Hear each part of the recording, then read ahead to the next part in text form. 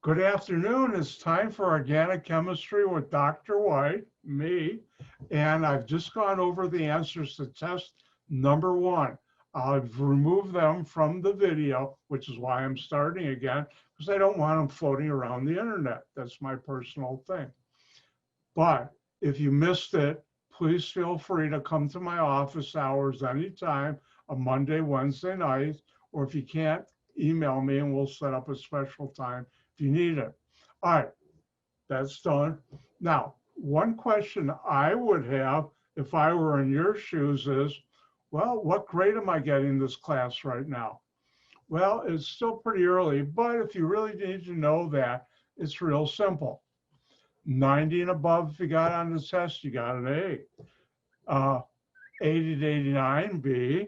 70 79, C. 60 to 69, D. Below 60, F. Now, listen carefully. Every one of you, no matter what you got on the test, can still get an A in my course. How is that possible? Because the lowest test is the drop test. And for some of you, I think this might be your drop test. Now, if you did not do good on test number one, depending on how you define good, feel free to see me during my office hours or after class. I can help you do good in this class because I want each and every one of you to do good. So if you need help, see me. Trust me, I can help you.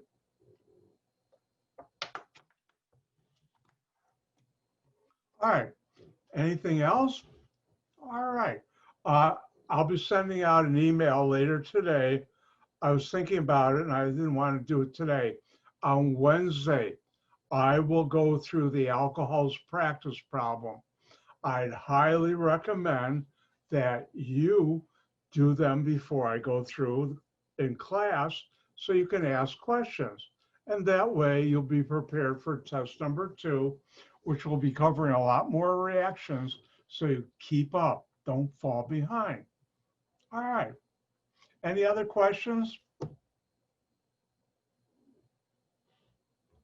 Let me continue.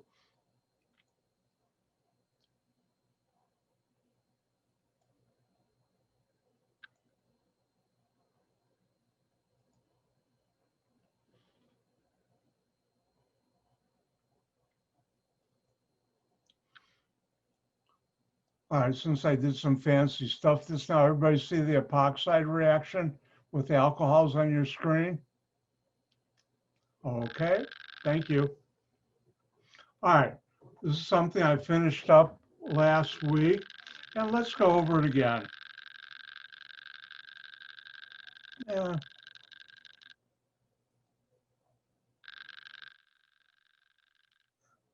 And hopefully you'll see the whiteboard clear on there, if not somebody's screen. All right, let's go through this again. If you react an alcohol plus, this is called ethylene oxide, it's an epoxide, and it's the only one I'll talk to you about in this class, even though I've worked with others. And you react it, what you get is this ether alcohol. Remember, this is an ether,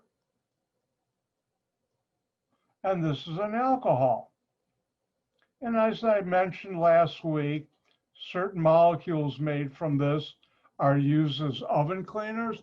Others was used incorrectly, or I would say irresponsibly, as a oil dispersant, as I talked about last week. And we did this, so let's try, have you try one.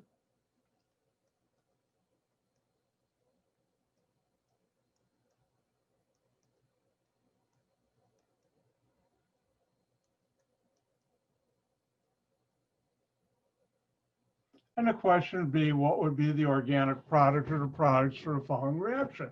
So I'm going to let you try it because I share the fun. Oh, one thing, after you do this reaction, I'll mention something. All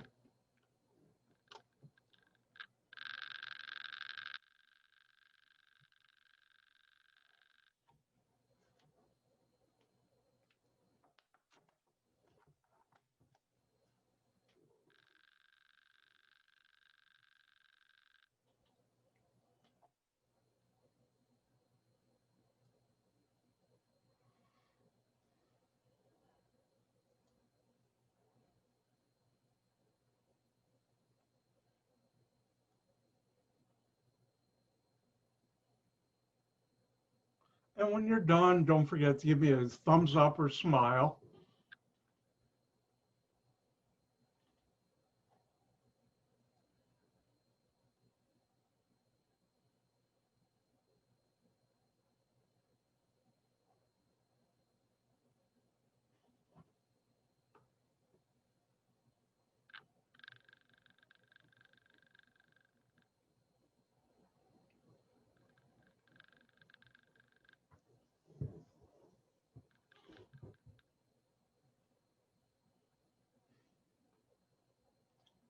All right, I think everybody's done. Let's go ahead and do this. And if we look at the reaction, what's different, what's not carbon, what's not, ooh, hydroxy group on carbon, alcohol. This is my R group. Remember, R is anything with carbon or hydrogens. Ethylene oxide, ethylene oxide. I get this ether alcohol. What's R? CH3, CH2. Then I'll do the rest like it has up here. O, CH2, CH2, OH. And that's how you do that. Now, it turns out, if you look at a number, and I'll teach you some more later in the semester, but if R is very long, like 12 to 18 carbons, and you run this reaction, you make molecules, which I'll teach you are called surfactants, and those are found in some of your personal care items, like your cosmetics, like your hair shampoo, your conditioners. Those are found in there. Let's do one more, but I'm going to teach you an interesting lesson.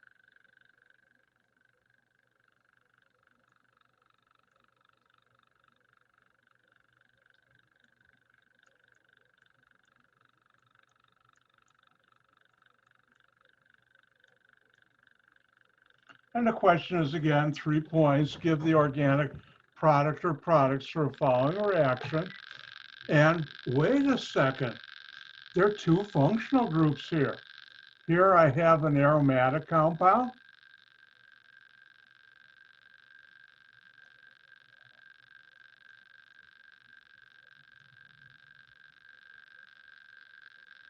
Benzene ring. And here with this, I have an alcohol. I'll abbreviate it this way. So what do? Well, you look at the reagent, in this case, ethylene oxide. And the question is, do you know a reaction of ethylene oxide with aromatic compounds, the benzene ring? And the answer is, I don't, because none exist. So that's just like an R group. When you have a reagent that won't react with a functional group, guess what? It won't react with a functional group. It leaves it alone.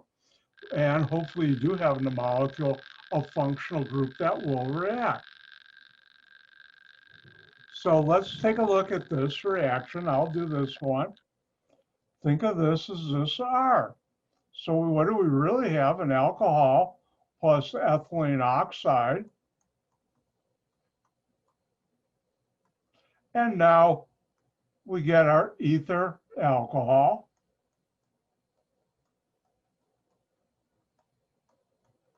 In this case, what's R? It's a benzene ring.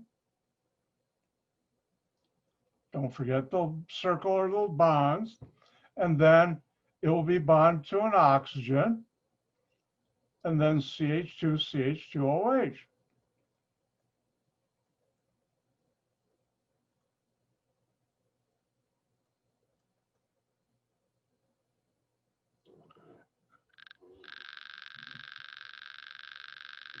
That's an awful OH.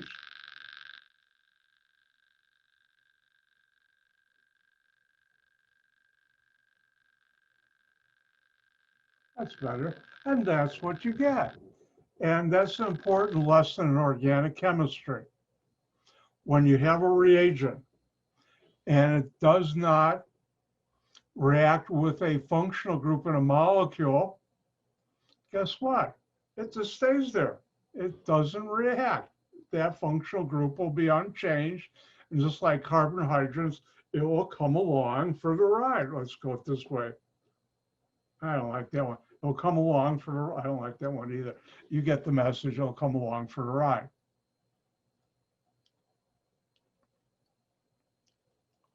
All right, let's look once again at this reaction because I want to show you something. What I'm going to write down, do not copy down. If we were in a class on the whiteboard, I'd be doing this and tell you don't copy it down unless you really want to.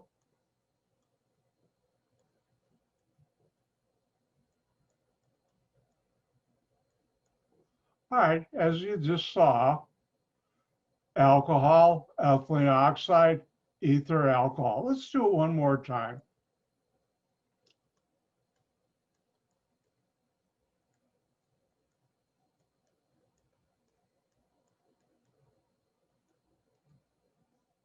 If we take this, notice I have an alcohol, ethylene oxide. What's our methyl? And therefore, this is the ether alcohol I would get. Now, if you look at this molecule right here, what do I have here? An alcohol. It also has an ether, but I can react this with further ethylene oxide. And what happens? This part now is my new R group. So I'll write that down.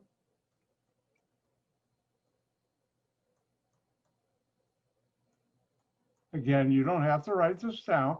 And then my general reaction says, I'll put on OCH2,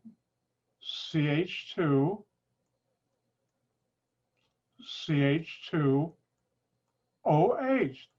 And now I have a polyether, poly meaning many, more than one ether, two ether, alcohol.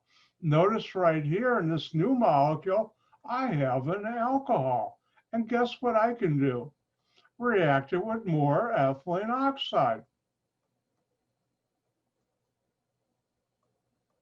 Now my new R group is this right here. So I'm going to rewrite it.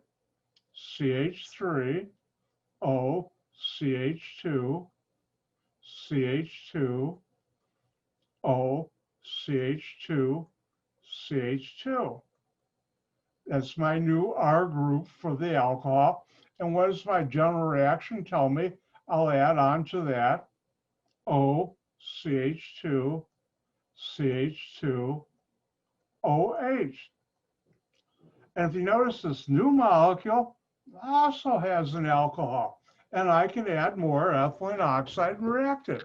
I could be like the Energizer bunny, keep on going and going and going.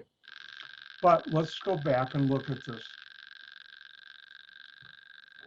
Now, how many times did I add ethylene oxide?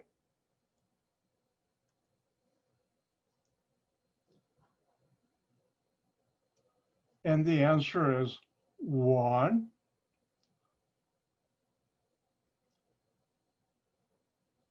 Actually, wrong one. 1, 2, 3 times. Now, if we look at this molecule, there's a repeating unit. And this 1, 2, 3. And because of that, I could rewrite this. I haven't used parentheses this semester, that I'm mentioning it. I can rewrite this CH3, OCH2, CH2, but now use a bracket for repeating. How many times to repeat? 1, 2, 3. So I'll use subscript 3. And then on the outside, OH. And notice if I take an alcohol and react it in this case with 1, 2, 3 molecules of a ethylene oxide, I'll get this repeating unit 3 times. I'll make this polyether alcohol. Now we can generalize it. Switch is on.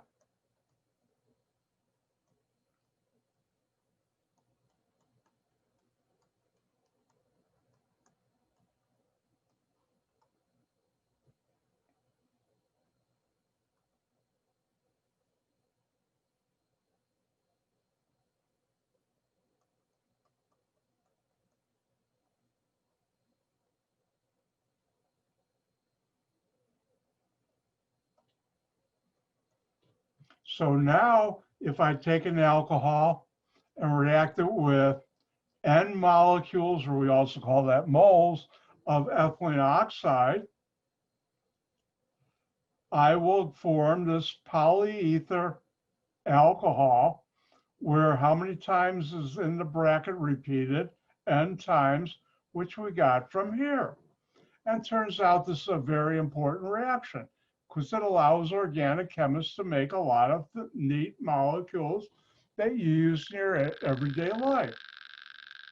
And if you notice, I have it written this way. I could have written it this way also.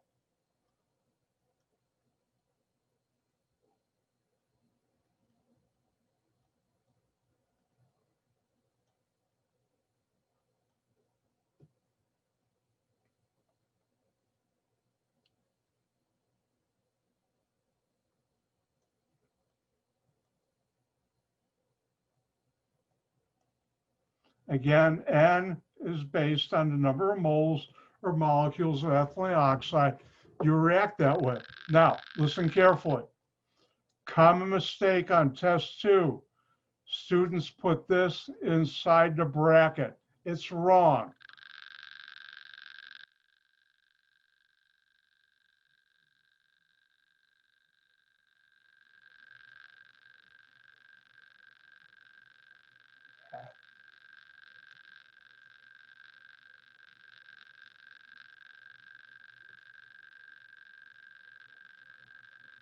They do this. This is wrong.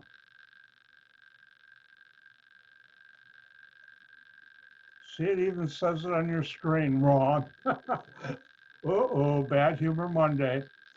Remember, the hydroxyl group is outside the brackets.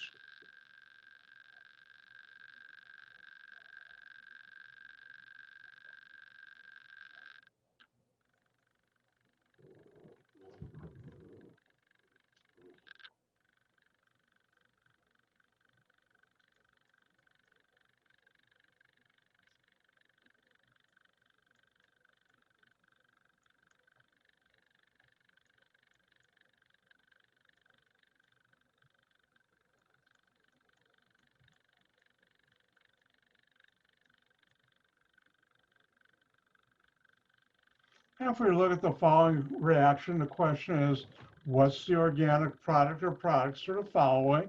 What's different here? Ooh, oxygen with a hydroxyl group, alcohol. Ooh, that's unusual. Number 8, which I'll call N. And then I have ethylene oxide.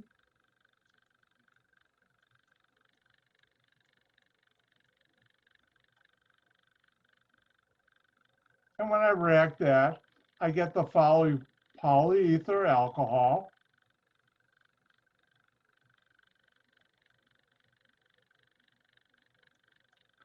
Remember, hydroxyl group goes outside of the bracket.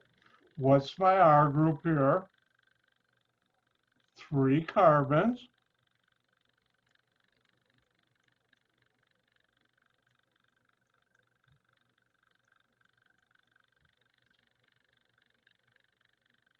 I have my R group. Next, I'll have my bracket, OCH2, CH2, close bracket. What's N? It's 8. And that's the molecule you get. And these polyether alcohols are really useful in many things we buy in our daily life, especially more than this, the monoethoxylate, these polyethoxylates. This is called an ethoxylation reaction. And these are used in conditioners, shampoos, cleaning products, a whole lot of other things. Dr. White worked for a company that ran this reaction and also worked for another company that did another functional group with ethylene oxide, which I won't teach you this semester. But in real life, we use N either 2, 5, 10, 15, 20, 25.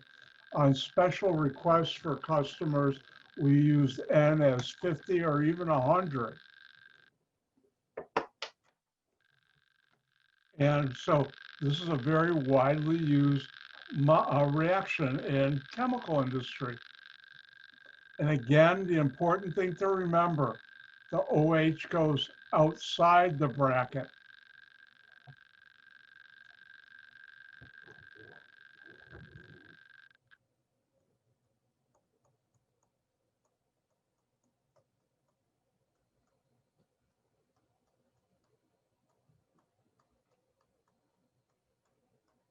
Your turn. Give the organic product or products for the following reaction.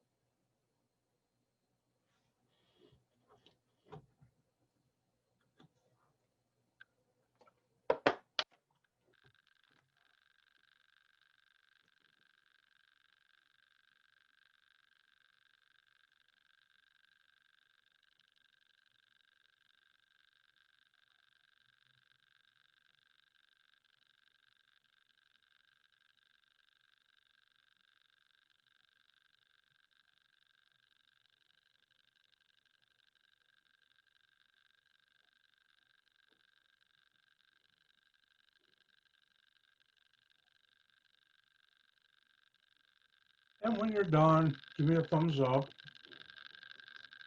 Same thing for those of you who don't have your video on, give me a thumbs up. And thank you, Samantha.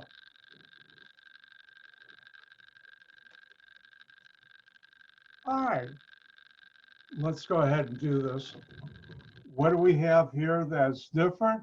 What's not carbon? What's not hydrogen? Oxygen with a hydrogen, carbons, alcohol. Ooh, number 11, that's unusual coefficient. That's the number in front of a molecule is called. Let's put N for any number. Ethylene oxide. What do you get? You get this polyether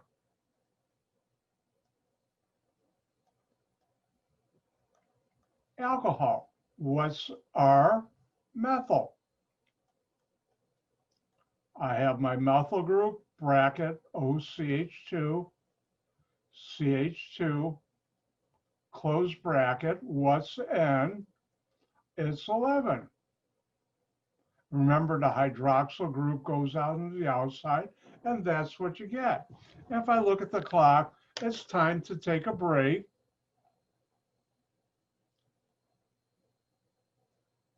I'll see you in 5 minutes. Time for Dr. White to do some stretching because I've been sitting too long. I'll see you in 5.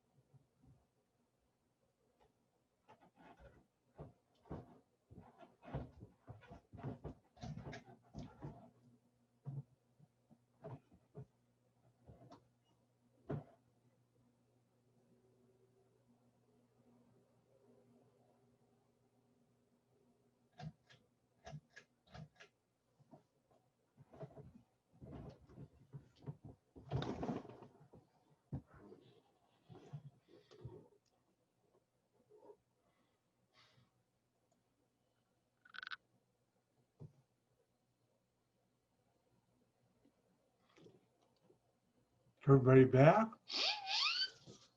Time to come back.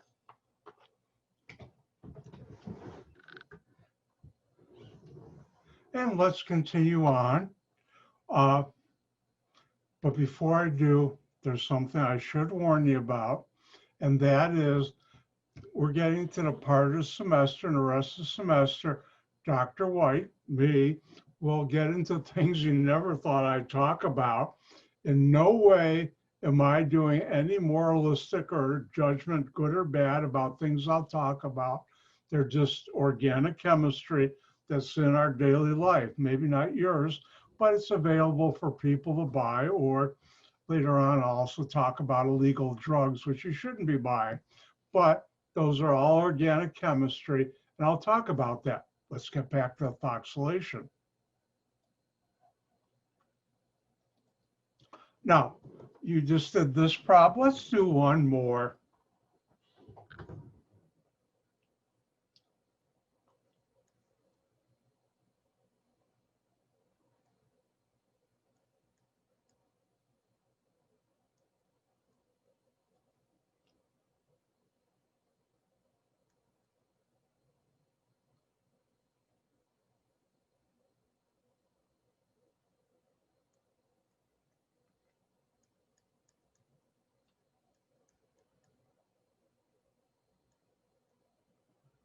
And here, this is just an alkyl group like methyl ethyl. It's called nonal, 9 carbons. I didn't teach you that, but it can be a substituent.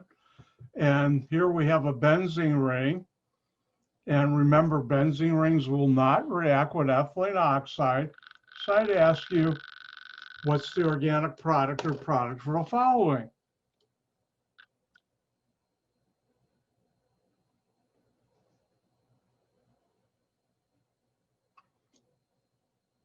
Now, one thing I should mention, this reaction, type of reaction, the previous one I did already mention, I will never put on test or final as a synthesis problem, but I will put these type on.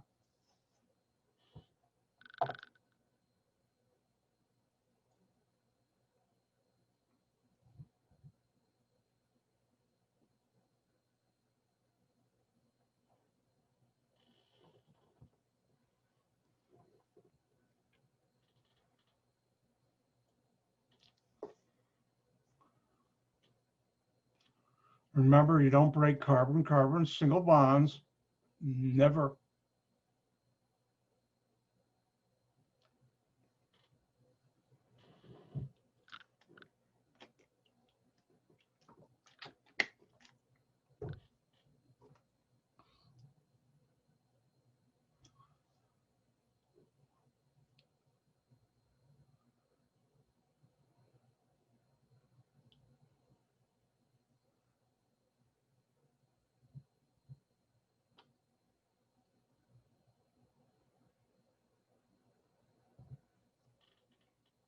And when you're done, give me a thumbs up,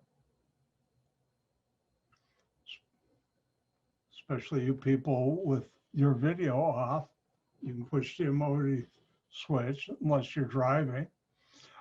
Interesting story, not in this class, but the other class I teach online, same thing with Zoom lecture. Students sometimes has to go to work in Chicago and was listening to me on her cell phone in her car. And then when she got home, she watched the video. Boy, didn't know I was mobile. All right, let's do this. Question is, what's the organic product or products are following? What's different? Benzene ring, that's not going to react with ethylene oxide. Carbon with the hydroxyl group, alcohol. I have N moles of ethylene oxide. What do I get? This polyether alcohol. What's R? That's R. So I'm going to redraw it because it's not going to be changed.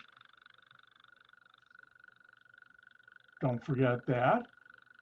You don't break carbon-carbon single bonds. So I have this.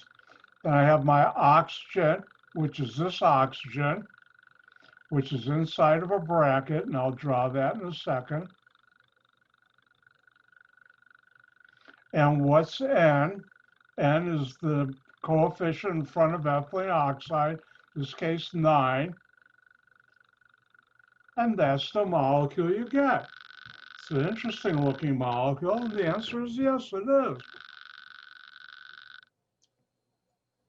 Now, I'll be doing this more and more. One of the things you should be asking during the semester is, why am I learning this stuff? And the obvious answer for you is, I want to get a good grade so I can get into a program or school I want to get to. But why are you learning this stuff? What good is it in my daily life? Well, let's take a look at the following reaction. Here we have, this is called nonylphenol, reacting with 9 molecules or 9 moles of ethylene oxide to make this molecule.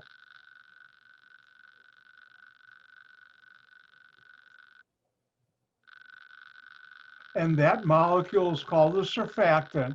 It's got a trade name, nonoxyl 9. And it is used, one of them, as a spermicide. Let's take a look.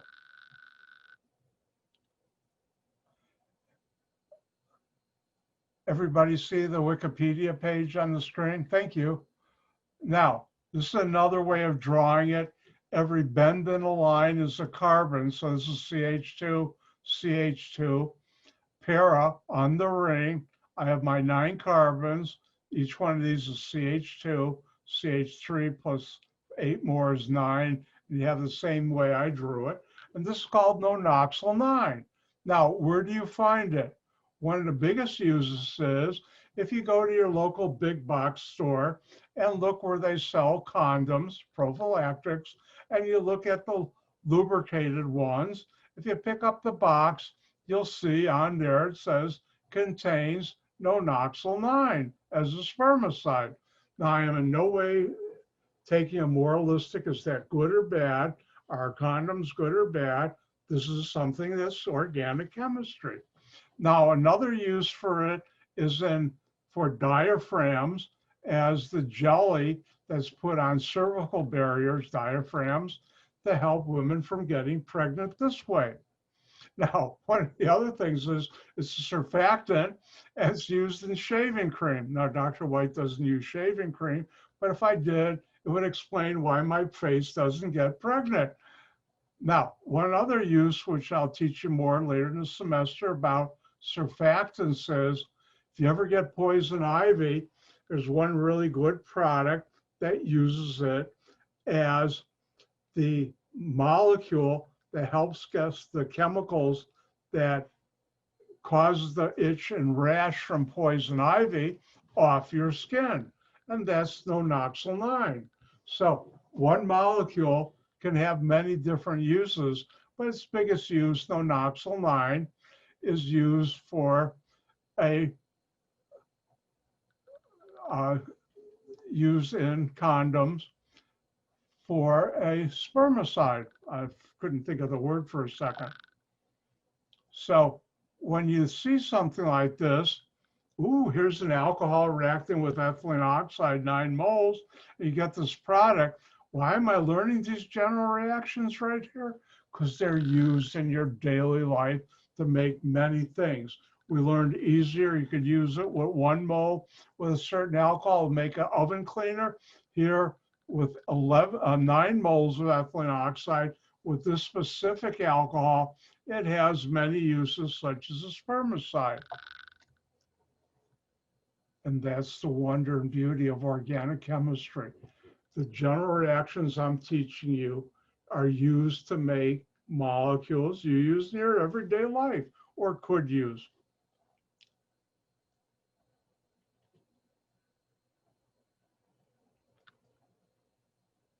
And if we look at that, guess what?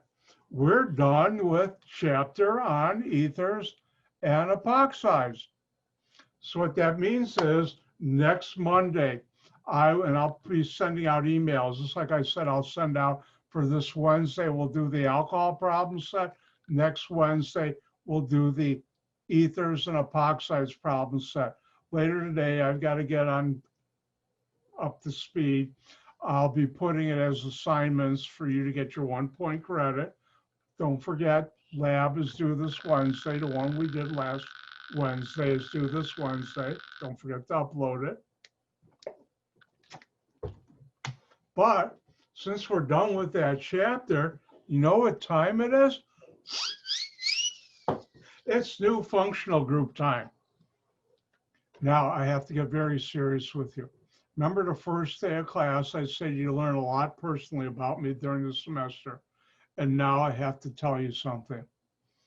The new chapter dealing with ketones and aldehydes, if it looks like I'm having way too much fun talking about it, because I am.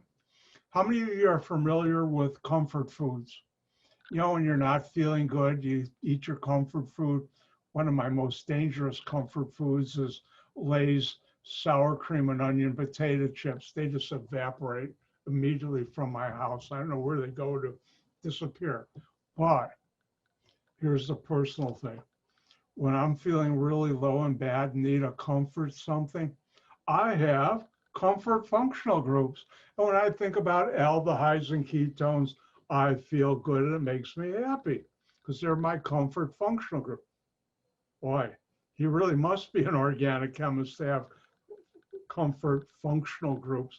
When I do some reactions with ketones and aldehydes on paper, I feel better. Now, why is this so? Well, I did my PhD thesis mainly on ketones and aldehydes. My first US patent, I was able to do something with aldehydes that no one else could do. My last US patent, I could do something with aldehydes and ketones, really ketones.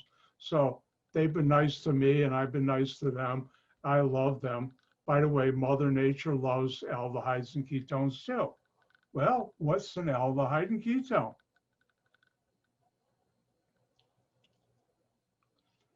Well, an aldehyde is where you have a carbon double bond to oxygen. Let me check. Everybody see chapter 9 on their screen? Thank you.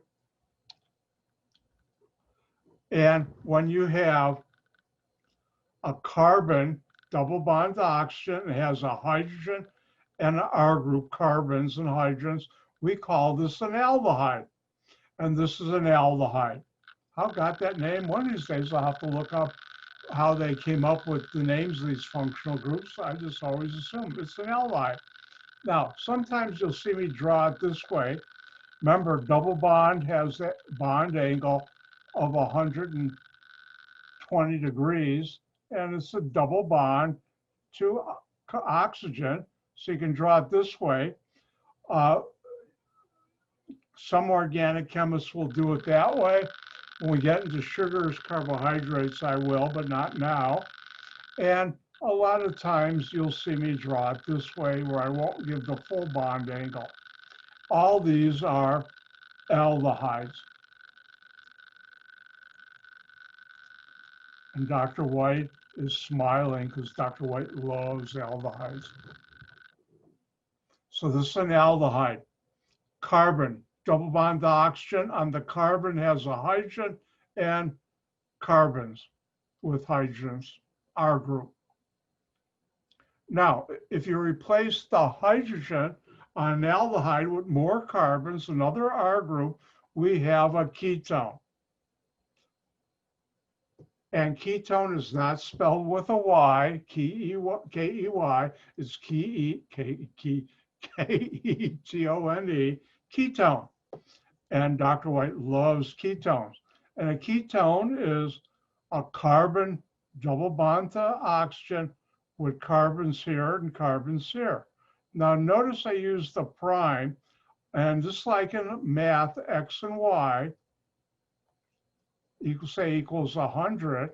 X can be one thing, Y can be the other. They can be the same or different. Same thing here. You can have different R groups. Now, you can see me drawing it here in my software likes it without the carbon. Bend in a line, there's actually a carbon there. Also, I'll draw it this way. It doesn't matter which carbon R group you call R or R prime. I could just as easily have done this.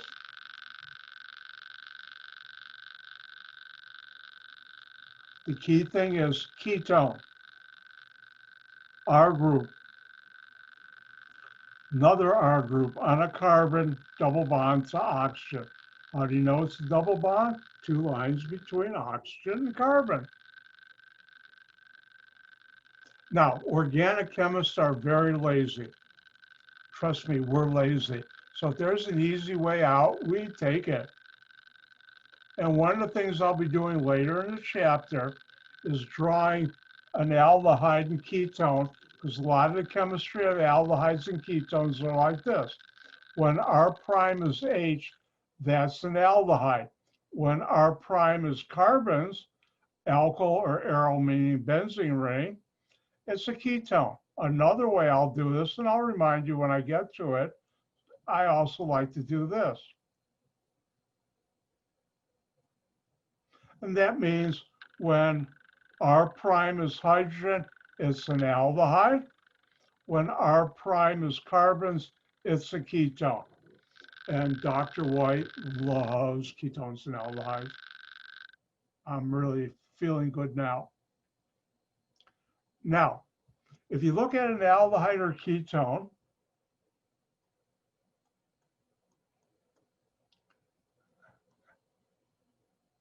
an aldehyde or a ketone,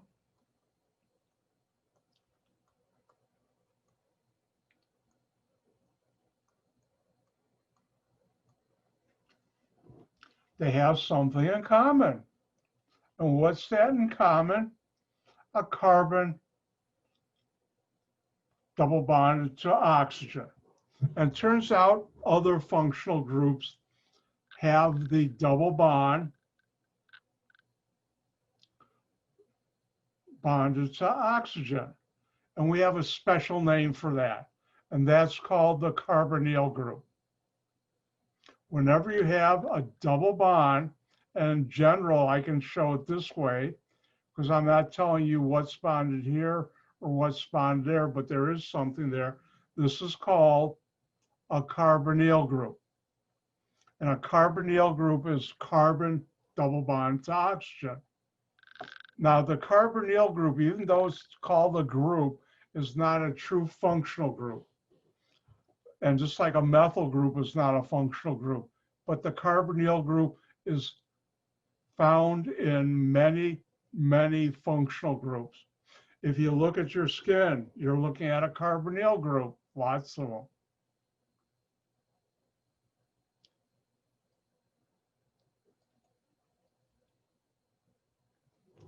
And therefore, probably one of the most important things I know in all of organic chemistry is the carbonyl group.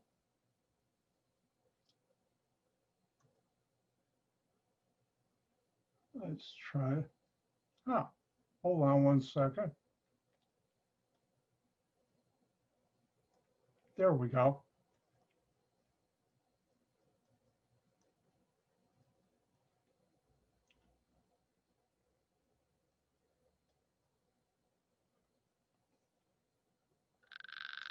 And what is the carbonyl group?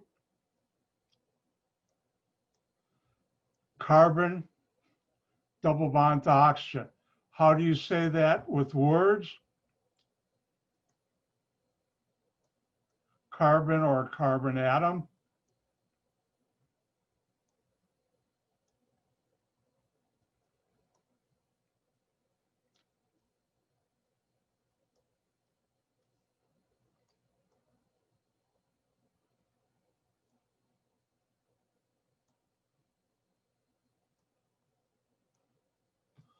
Again, carbonyl group.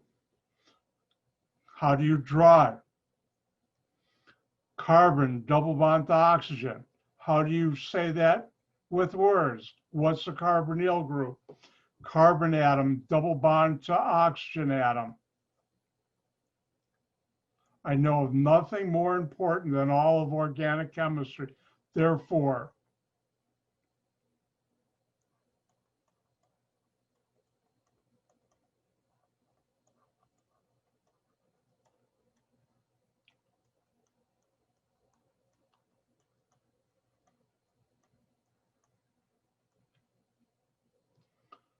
Again, you should know how to draw and say with words, define with words, what is a carbonyl group? What is a carbonyl group? Carbon, double bond to oxygen. You should know how to draw it, and you should know how to say it. You can either say carbon double bond to oxygen or carbon atom double bond to oxygen. I know of nothing more important to me in all of organic chemistry than the carbonyl group. We're on holy hallowed ground now for me. The carbonyl group, carbon, double bond to oxygen. You should know how to draw it, and you should know how to define it with words. I'll say it once more because it's so important. Carbon, double bond to oxygen, and this is how you draw it. And we'll come back and you'll see, both in this chapter and other chapters, how important a carbonyl group is. Oh, I love them.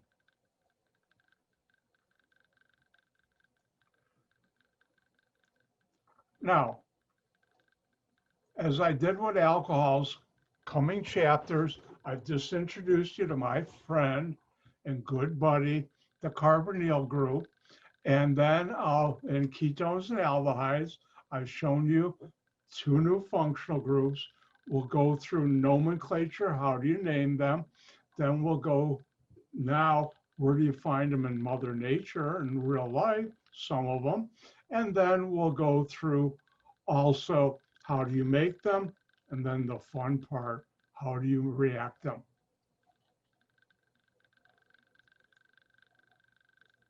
So how do you name an aldehyde? What's an aldehyde? Carbonyl with an H group and an R group on it. And that's an aldehyde. How do you name it? Find the longest chain of the carbon, which includes the aldehyde. By the way, I didn't mention this. The carbon bonded to the oxygen is called the carbonyl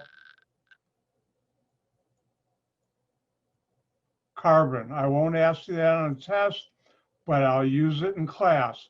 This carbon is bonded, double bond to the oxygen in an aldehyde and ketone is called the carbonyl carbon. And Dr. White's had a lot of fun over the years messing with carbonyl carbons. They've been really nice to me. I've been nice to them. So how do you name an aldehyde? Find the longest chain of carbon, which includes the carbonyl carbon. Name that chain as the IUPAC rules for alkane. Now, drop the E at the end of ANE and replace it with AL.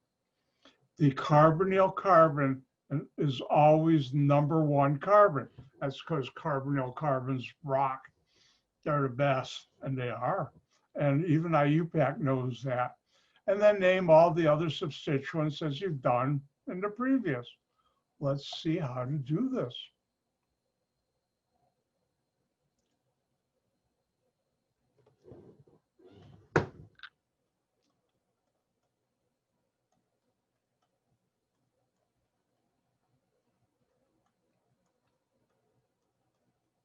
Now, first thing you do is look at the molecule. What's different? Ooh, what's not carbon? What's not hydrogen?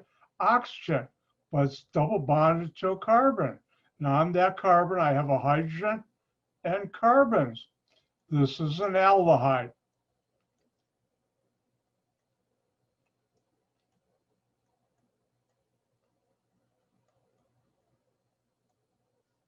So how do you name this? You find the longest chain that has the carbonyl carbon in it. 1, 2, 3, 4. What do we call that? Butane.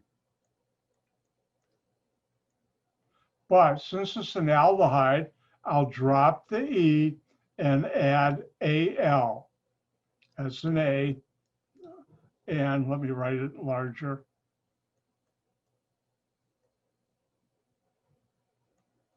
We add Al. Everybody knows this is #1. Therefore, you don't put a number there because you can't have it on carbon 2. That would no longer be an aldehyde. So that's how you do an aldehyde.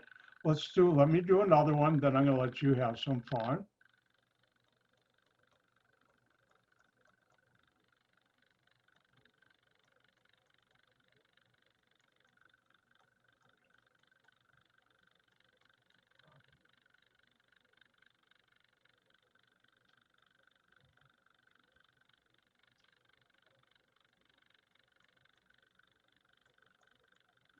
And let's look at this molecule. The question is, give the IUPAC name for the following molecule and look for what's different, what's not carbon, what's not hydrogen. Ooh, oxygen.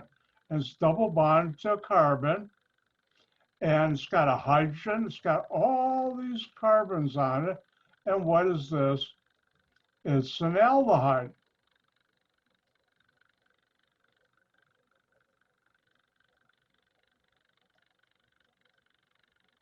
And how do you name aldehydes? You find the longest chain with the carbon double bond to oxygen, the carbonyl carbon. 1, 2, 3, 4. This would be 5, but this is 5, 6. So the longest chain is this.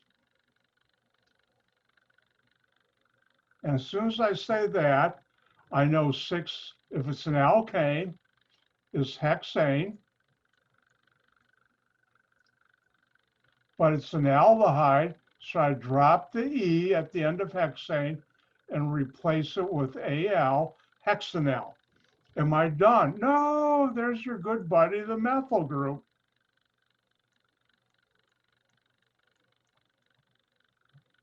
And what carbon is it on? Remember, the carbonyl carbon, carbon double bond to the oxygen is always number 1.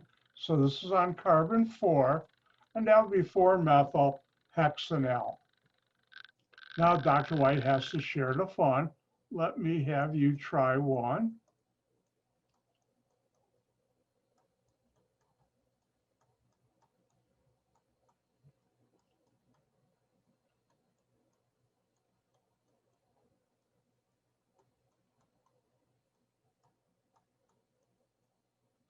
And why don't you name this? Give the IUPAC name for the following.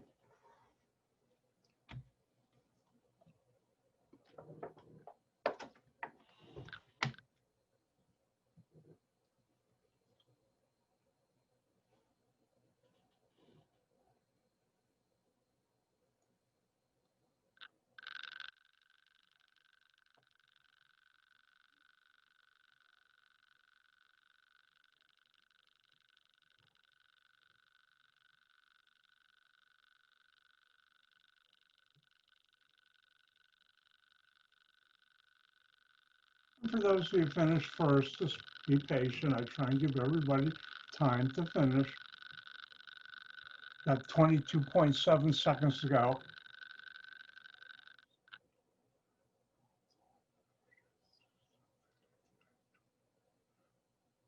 I think that's fine. All right, let's do this. Look at the molecule and what's different. Ooh, oxygen. Next is double bond to carbon. It's got a hydrogen, a lot of carbons here. What is this? It's an aldehyde.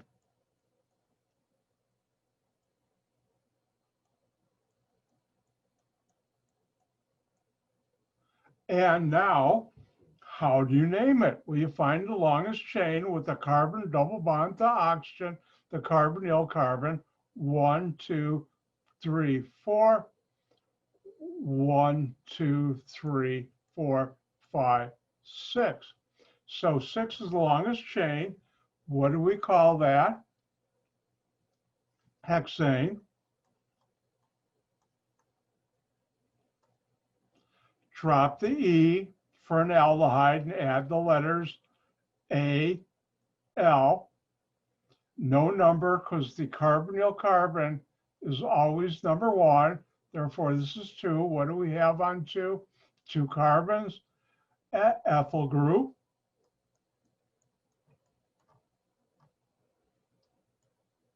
and it's on carbon too, so it's 2-ethyl hexanal.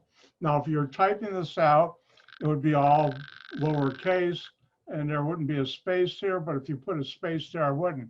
Now, everybody, have your attention.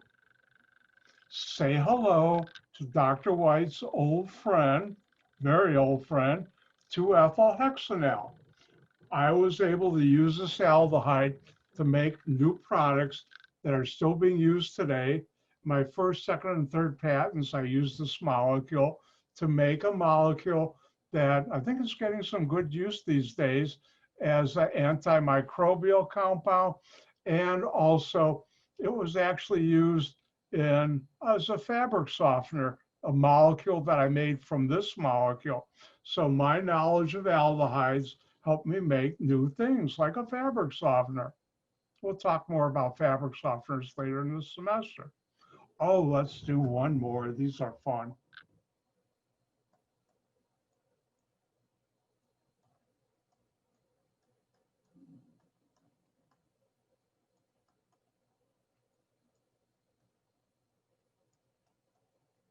Your turn. Give the IUPAC name for the following molecule.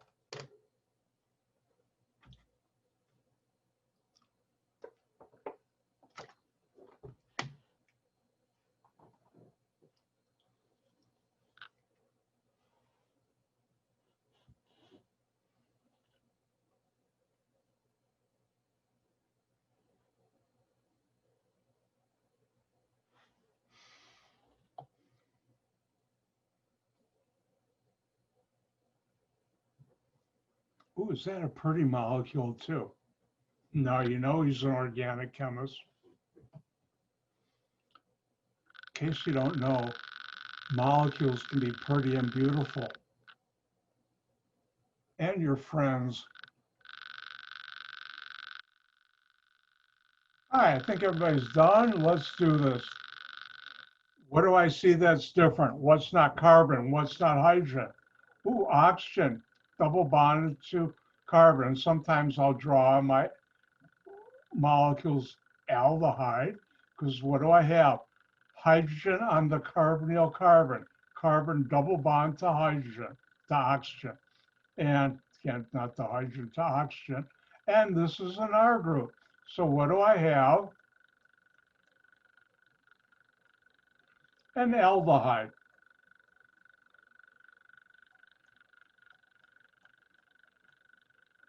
And how do you do aldehydes? You find the longest chain that has the carbonyl carbon in it, carbon double bond to oxygen. And this would be 1, 2, 3. I could go 3 here or 3 there. So what's 3? Propane. It's an aldehyde. Drop the E, add Al, propanal. No number, because everybody knows the carbonyl carbon is number 1. Therefore, this is 2. What do I have on there? Not 1, but 2 methyl groups.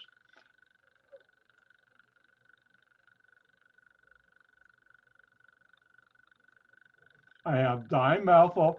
Now, whenever you see di, you need 2 numbers, and they're both on carbon 2. So this would be 2,2-dimethyl propanal. And that's how you do it. Now, there's a special aldehyde that the IUPAC name is the common name. And that's when R is a benzene ring.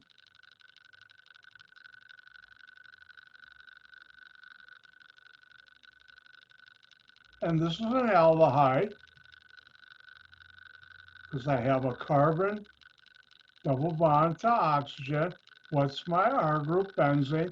And this is called benzaldehyde.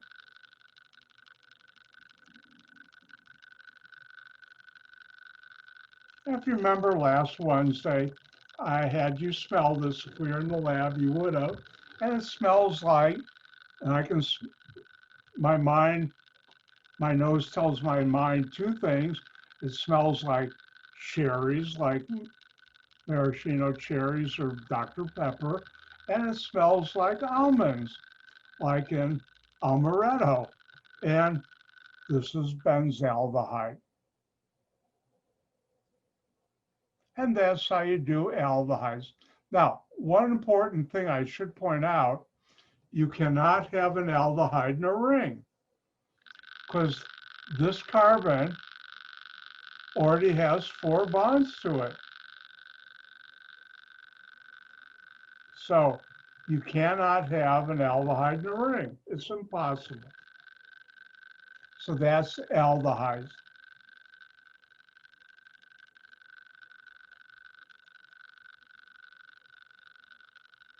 Now let's talk about ketones. Remember, a ketone is a carbon double bond to oxygen that instead of having a carbon group and a hydrogen, has 2 carbon groups bonded to the carbon double bond to oxygen, which we call a carbonyl carbon, which I'll never ask on a test, but the rest of the semester I'll be using this term. So how do you do that? Find the longest chain, which includes the ketone, otherwise known as the carbonyl carbon. Now, unlike aldehydes, you can have a ketone in a ring. And Dr. White, Mother Nature, loves, really loves ketones in a ring. And if it's a ring, if it's an alkane, longest chain, name it as an alkane. If it's in a ring, name it as a cycloalkane. Now you drop the E at the end of either one, and you add ANE. All right, I'm off by one. You add ONE at the end of ANE and replace it with 1. Note the carbonyl carbon is given a number in front for the alkane, but in a ring, it's always number 1. So let's do 1. Now that I might have confused you.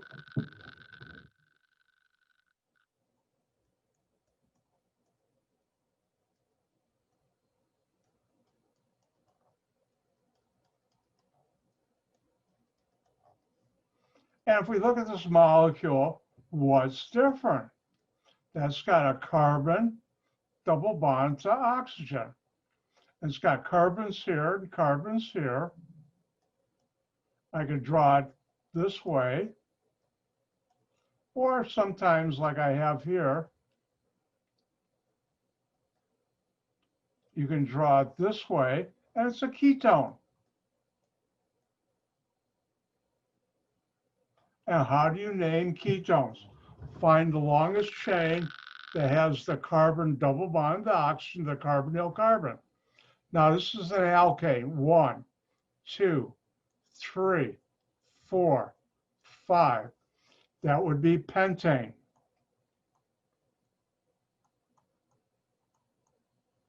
But since it's a ketone, you drop the E and add ONE, pentanone. Now, when it's acyclic, you need a number. What carbon is the carbon double bond to oxygen? And that's carbon 2. So this would be 2-pentanone. You name alkyl groups the same way.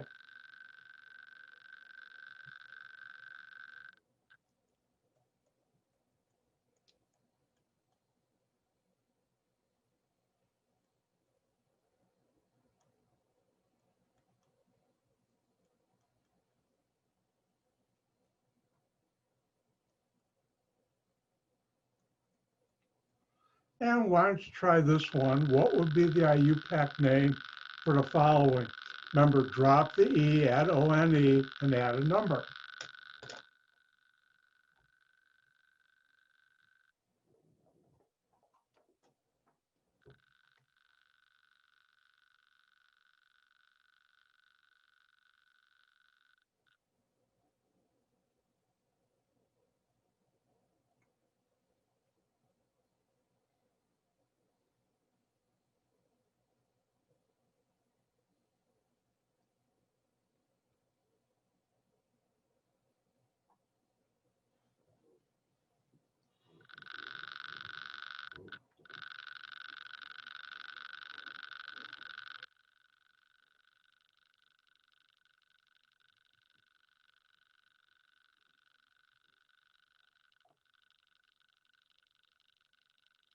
All right, I think everybody's done. So what's different? Ooh, oxygen, double bond to carbon. And notice I have carbons here and here. This is a ketone. And in this case, R and R prime are the same, but they can be different. How do I do a ketone? Find the longest chain with the carbonyl carbon, carbon double bond to oxygen. I go 1, 2, 3, 4, 5, 6, and that's hexane.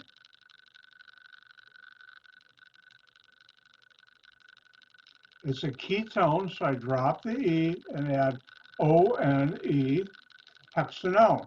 Now, watch closely. The carbonyl carbon always gets the longest number.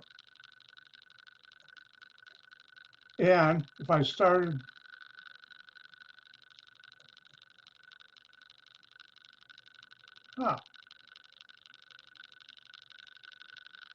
let's try this one. If I start from this side, notice if I start from the right, it's 3. If I start from the left, it's 4. You start from the side that gives the lowest number. So this would be 3 hexanone.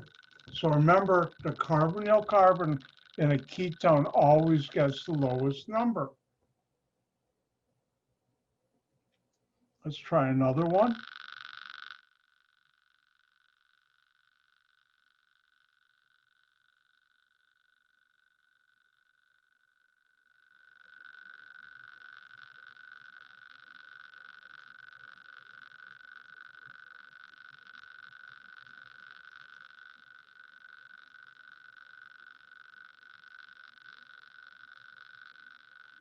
Remember, it's your solemn responsibility to make sure I put the right number of hydrogens on the molecules I draw once in a while. And your turn again. What would be the IUPAC name for the following molecule?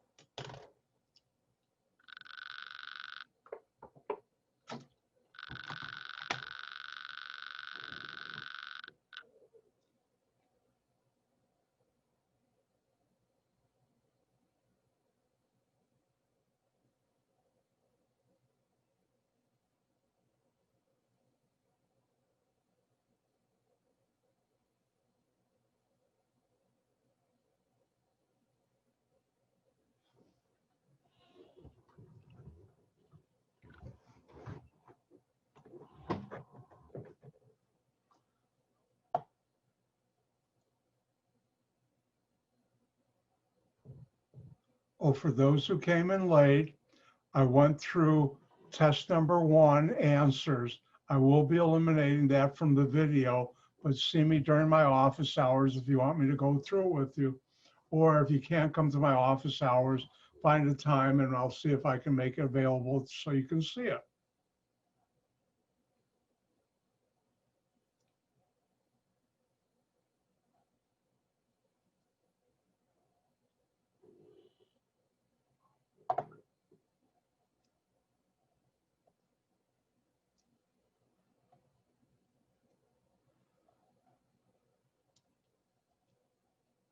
All right, I think everybody's done. Is everybody done?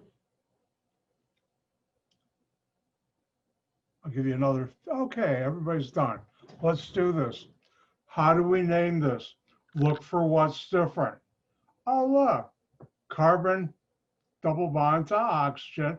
That's the carbonyl. I got carbons here and a whole lot of carbons on this side. And that's a ketone.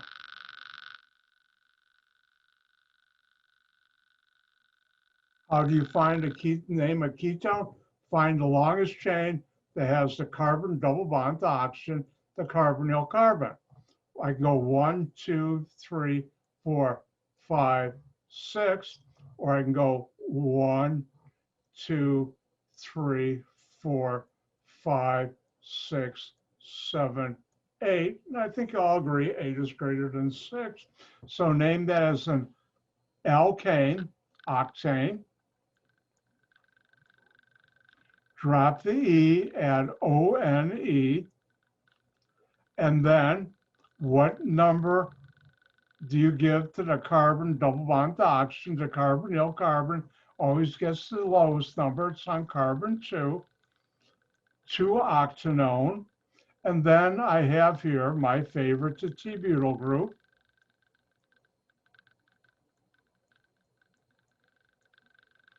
And what carbon is it on? Carbon 4. So this would be 4-T-butyl, or if you want to put tert-butyl, you can. I won't because I'm lazy. Organic chemist, 4-tert-butyl, 2-octanone. And that's how you do ketones that are alkanes or from acyclic. And now let's look at rings.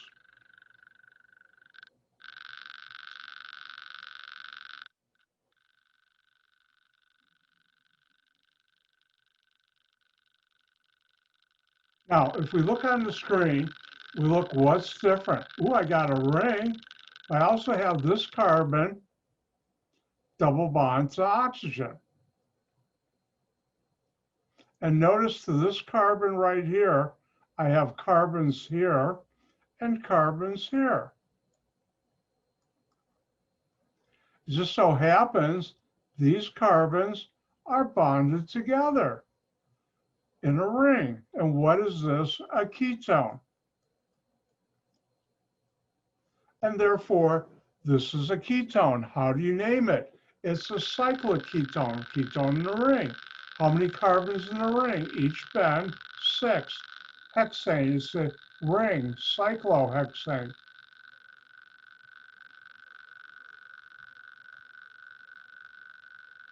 And like alkanes, cycloalkanes, drop the E, add ONE, cyclohexanone. However, unlike acyclic ketones, this carbon, the carbonyl carbon, is always number 1. And since everybody knows that, you don't need to put a number there. If you do, I'll take points off. So therefore, that's cyclohexanone.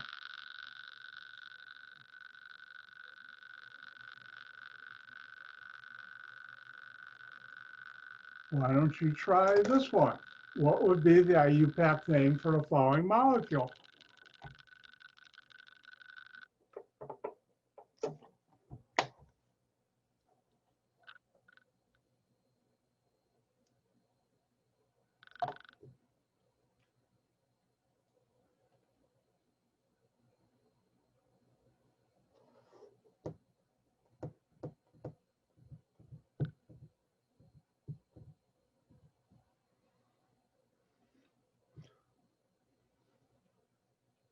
By the way, not to get involved in politics, but I got to find out how Trump does his income taxes so I can only get away paying $750.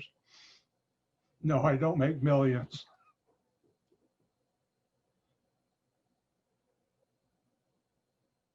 All right, I'll give you an extra little time because I distracted you.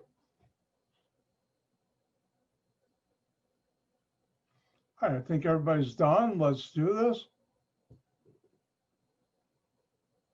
What do we have? Ooh, oxygen and it's double bond to carbon.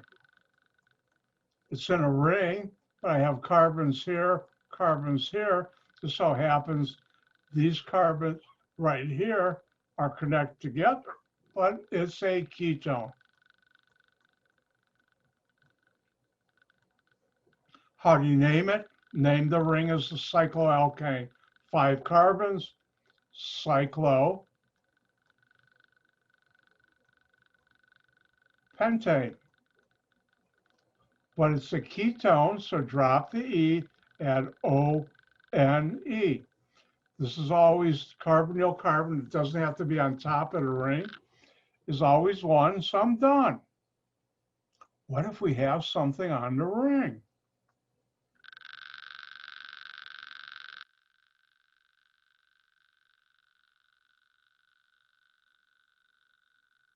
And I'll do this one.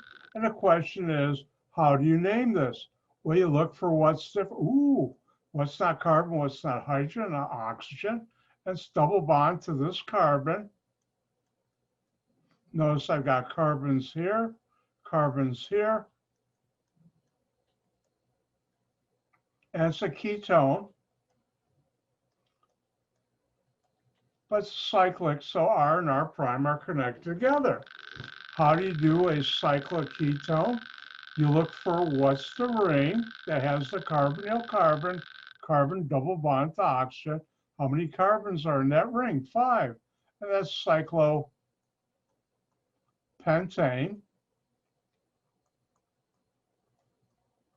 Drop the E, add ONE, cyclopentanone. Now, this carbon is always number 1 because carbonyl carbons in a ring rock. They're the best. They are. And therefore, I don't need a number, but oh, I have your old friend, the methyl group. If this is 1, you go in either clockwise or counterclockwise to give the alkyl groups the lowest number. We have 3-methyl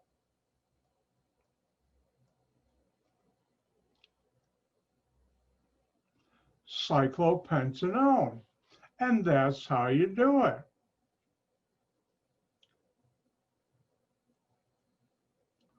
One thing I should point out, other than benzene rings, you never use ortho, meta, and para.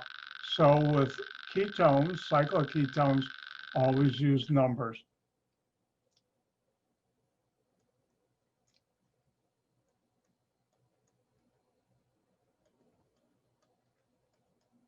And why don't you try this one?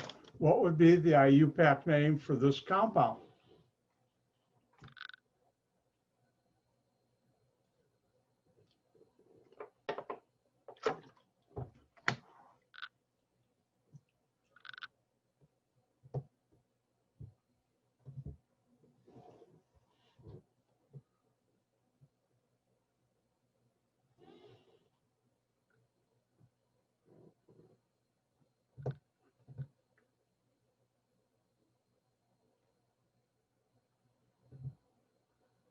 Actually, I was thinking I'm going on the old classroom time. I should have already taken our break, so I'll still let you out even earlier today so I don't cheat you out of your break times. All right, I think everybody's done. Let's take a look at this.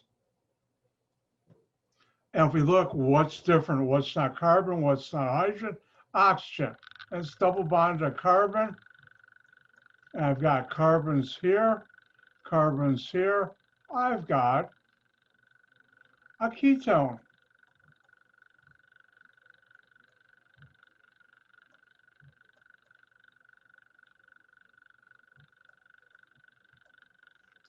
And how many carbons? It's in a ring. So how many carbons in a ring? 6. And that's cyclopentane. Cyclohexane. You drop the E, add ONE. And then this is always carbon 1. I have a methyl group and an ethyl group. If I go this way, notice there I'm 3 and 4. Sometimes you have to do counterclockwise, 2, 3, 4, 5, which are smaller numbers, 3 and 4 or 4 and 5. And the answer is 3 and 4. Therefore, I have 4-ethyl, 3-methyl, cyclohexanone. Now, if you have the 3-methyl first and the 4-ethyl second, that's correct for my test, but I always try and follow the IUPAC rules, so this is what it'd be. If I look at the clock, I see I went way over. No, I'm just on time. So why don't we take a 5-minute break, come back at 2:55, and I'll let you out. at 3:40, because I went over 5 minutes. I'll see you in 5.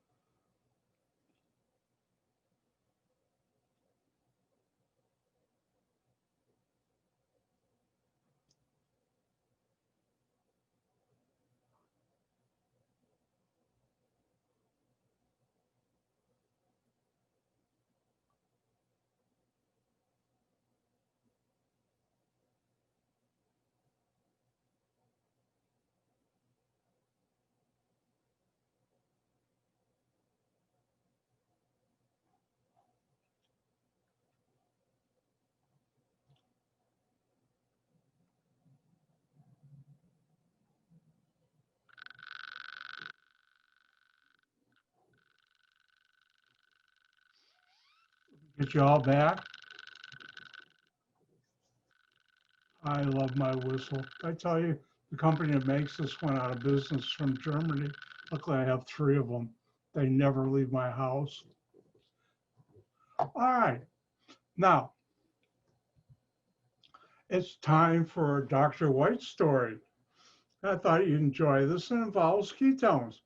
Now, long, long ago, when I got out of academics, where I was a postdoctoral fellow after I got my PhD, I went to work in industry for the first time. I worked for a company, then it was first called Armac, it became Axochemy, now it's Akzo Nobel, and that division was sold off to Nourion. But anyways, I worked for, it was a company in McCook, which is not far from Brookfield, and Brookfield Zoo, a couple miles away.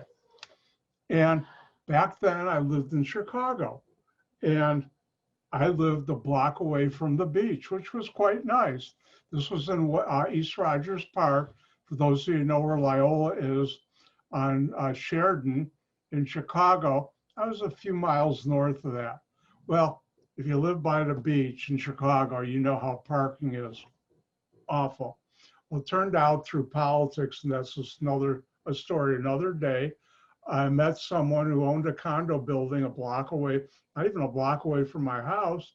And he lived in there, and he had 2 other people he sold condos to. And one of them didn't have a car. So he rented out that garage, which I did, which was quite nice. Well, this was an alley. I walk out my house or apartment building. I was living in an apartment, renting an apartment in Chicago. About 5-minute walk to my garage, open it up and go to work. Well, where I worked, they had flex time, which was quite nice, which means I could start at 7 in the morning and leave 8.5 hours later unless I had important meetings, which was nice because I missed rush hour, a good part of it, because then I would take the outer drive to Stevenson out to First Avenue and head over to where I worked. So bad thing was I started working, and every other morning or so I'd go to my garage at 6 in the morning and somebody's dog would leave a prize for me, dog poop, when I'd have to clean it up. And that was quite upsetting. This was before the cleanup rules we now have everywhere. So where I worked, the nice thing was I was in a large research group of about 12 chemists. And later on, I became section head of that group. And on Fridays, we'd leave usually about 4 o'clock. You started early. And therefore, about 3-ish on Fridays, we'd be sitting around finishing up. And a bunch of us would just, talk about things, shoot the breeze, as they say, or other words. And one Friday, I started complaining, I'm getting really tired of finding all this dog poop. And one of the chemists there said, don't you know about nonylphenol? Now I'll show you the structure. That's a common name, which I'm not teaching you. I said, no, what's that? Well, first of all, I need to tell you, every chemical company that sells chemicals has known what is a sample room. And everything they sell, they give away free samples to potential customers or customers who need it to test that they can use it in their products. And this company had one. And a lot of times we would start with those products to make other things. And the chemist said, our sample room, we have nonylphenol. I said, well, what's that? He said, that's the active ingredient in dog and animal repellent. Except if you go to a local store to buy some, that's only about 3 to 4%. This stuff is 100%. So I called over, and a couple of days later, 2 days later, I got a sample of it. And you could get, depending on companies you work for, samples from 4 ounces up to 5 gallons. I got a whole quart. And I took home an eyedropper, a couple of them, the plastic kind, so I didn't have to worry about it breaking. And in front of my garage, I put a line of nonylphenol. This stuff was 100%, not 4. Guess what? No dog poop ever again. So why are you learning these things? Well, they're used in our everyday life. Now, the ketone that does that, why it does it, is this molecule. You don't have to write this down.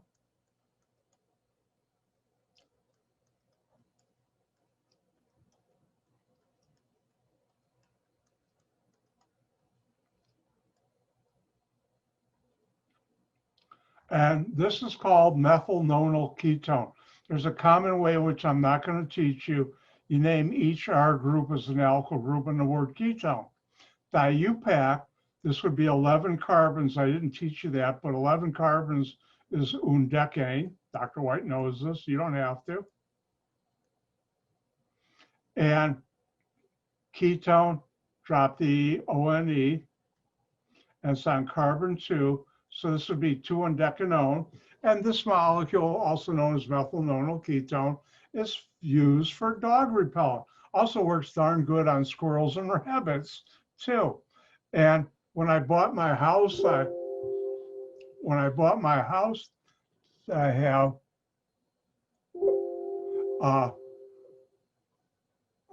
getting a weird message. I don't know why I'm getting it, but anyways, when I bought the house I now live in, this is long ago, someone was leaving presents on my sidewalk, and I got another quart.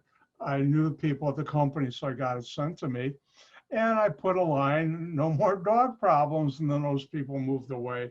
I haven't, and also where I live now, they have very stringent dog cleanup rules that you get fined if somebody takes a picture of you with their cell phone.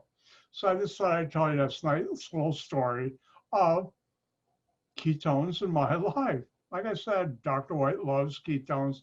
They've been good to me.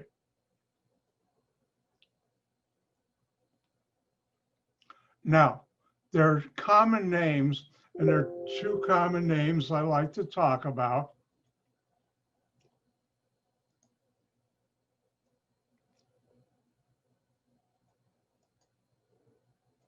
And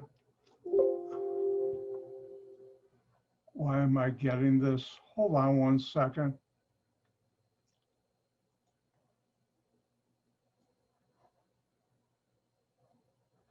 Let's try this again.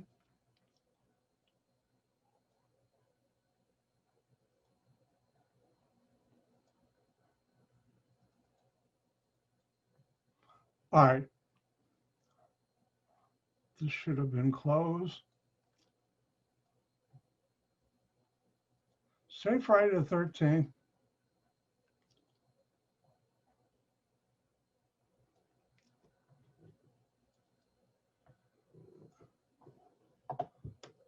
Hold on.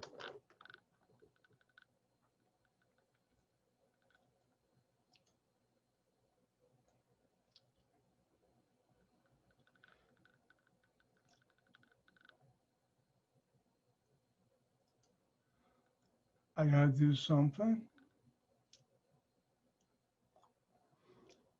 Hang in there. For some reason, Word was being funky.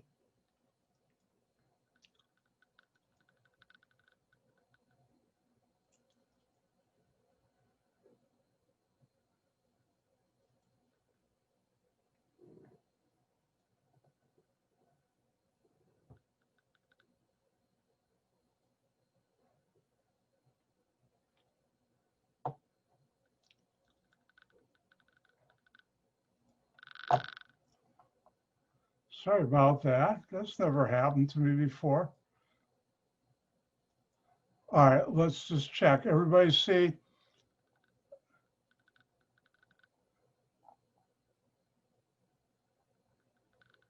Common names on their screen now?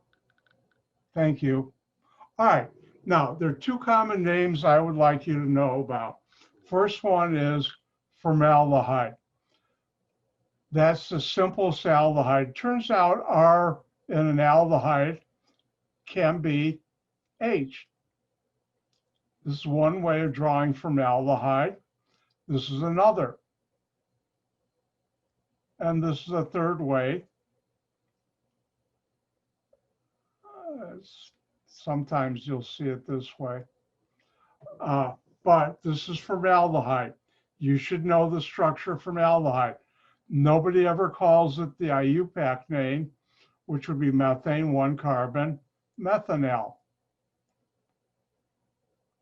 Now, formaldehyde, when we come to common names on a test, I will never say what's the common name for that, but I will give you the common name and ask you to draw that. Now, formaldehyde is a very interesting molecule. I've used it in my last patent. I've used it at 2 companies I worked for.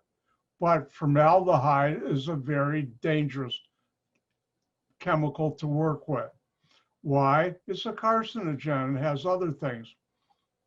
And now I need to tell you something that turn the switch off, but this is good for your personal life to learn about. A number of years ago, we had in the United States Hurricane Katrina. And I don't know if you're familiar with that, but it destroyed a huge amount of homes and apartments and trailers in Louisiana, and I think part of Georgia, but I'm not sure of that, in Louisiana. And the federal government, to get housing for these people, went to trailer companies and ordered about a couple 100,000 as quick as you could. Well, people were living in those trailers because their homes were destroyed and they were getting sick. They were getting sick, their pets were getting sick, very sick and even dying, and they are coming down with serious industries. Now, a very brave woman, Becky Gillette, who then was with the Sierra Club as just a private member, with her own money, investigated this and found out that the wood used to make the trailers, or in the trailers, had a lot of formaldehyde in it. If you look at OSHA, which is the government body that regulates exposure to chemicals in the workplace, not in your trailer home, in the workplace, the exposure limit is 1 part per million. And she found much higher levels. And that was making the people sick. Well, it turned out Bush, the second, President Bush, and FEMA, and also OSHA fought back against Becky, saying, no, you're wrong. And she was a very brave woman and stood up to her. About that time, I had heard about the FEMA, and I heard about Becky Gillette in the news. I was able to get her phone number, and being the socially responsible now organic chemist I am, I called her and said, I'm a world authority in formaldehyde and its uses. Any way I can help you, I'll do that free. I'm the consultant in this, but I won't charge you a penny. And she used me, and I learned a lot about from people she put me in contact with, especially people who went out and tested homes and everything, the horror stories about formaldehyde. And the reason I'm telling you this is what I found out. And that is because of the shortage in lumber in the United States, which because of OSHA, the formaldehyde level, free formaldehyde it's called, was very low. When you go to China, they don't have OSHA, and the free formaldehyde in the plywood used to make trailer homes, which were sold to the United States, was very high. Now, how do I know this? I worked for a company that made the glue that holds wood together to make things like plywood oriented strand board. And we keep our formaldehyde very low. Well, afterward, I wasn't working for that company. I was working with Becky, but I knew all about that. Well, Becky, one of the things she asked me to do was call this person, who was the person, he was the lead investigator for the Select Committee of Congress in the House of Representatives, then under Congressman Waxman. And they were going to have a, what do they call it? Not a meeting, investigation on TV. The word escapes my brain right now. It'll come to me in a second or maybe not. But anyways, they were going to have on TV a meeting where the investigation where they brought all the owners of these trailer companies in. And I talked for this guy for about 45 minutes, teaching about wood and everything, or formaldehyde and why it's dangerous. And afterward, he thanked me. I said, could I ask you to do one favor for me? He said, sure. You helped me a lot. I can tell the congressman things, so it'll help him during their investigation. And I said, ask the congressman to ask the owners of the company one question.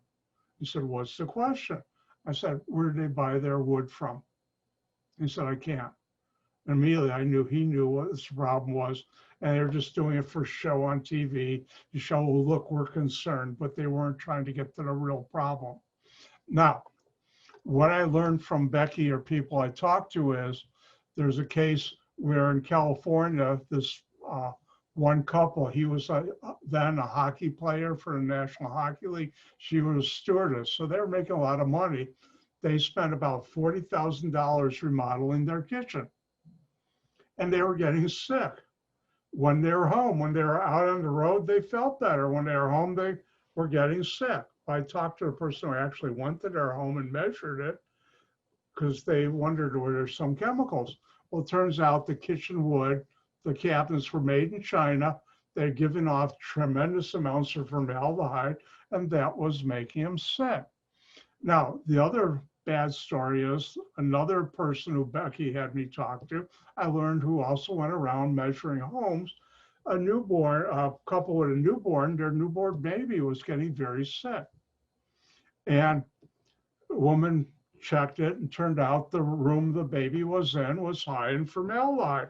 Why? Because newborn, let's go out and get a new crib and new furniture. All the furniture was made in China and was giving off large amounts of formaldehyde, which made them sick. Now, what that means is a couple things. Let me show you something.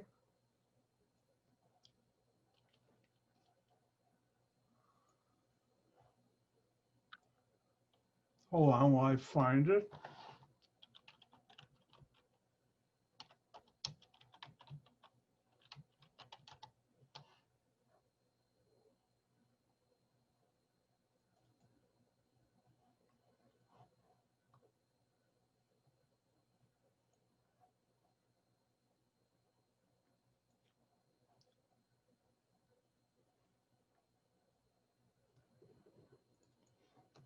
You all should see on your screen right now, toxic trailers. Everybody see that? All right, this is Becky's website. I haven't talked to her in a couple of years now because she's moved on, but these are stories and everything. Why am I showing you this? If you look down here, you'll see tests for formaldehyde. This is a company the US government tried to prove was wrong. Guess what? All their tests proved these guys were straight on accurate. You can buy a test kit, which is a little circle you take out of an envelope, you put in a room, let it sit overnight. They give you a mailer, you mail it back. You can select, do you want the results mailed to you or emailed to you? And these guys are accurate. I've never used them, but I've had students of mine use them and they come back with good results.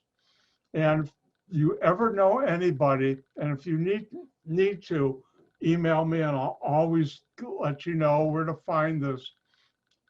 And you can see these. And if you know somebody who's got a newborn, if they went out and bought new furniture and it wasn't solid wood, it was, most furniture we buy is not, unless you are very, very wealthy.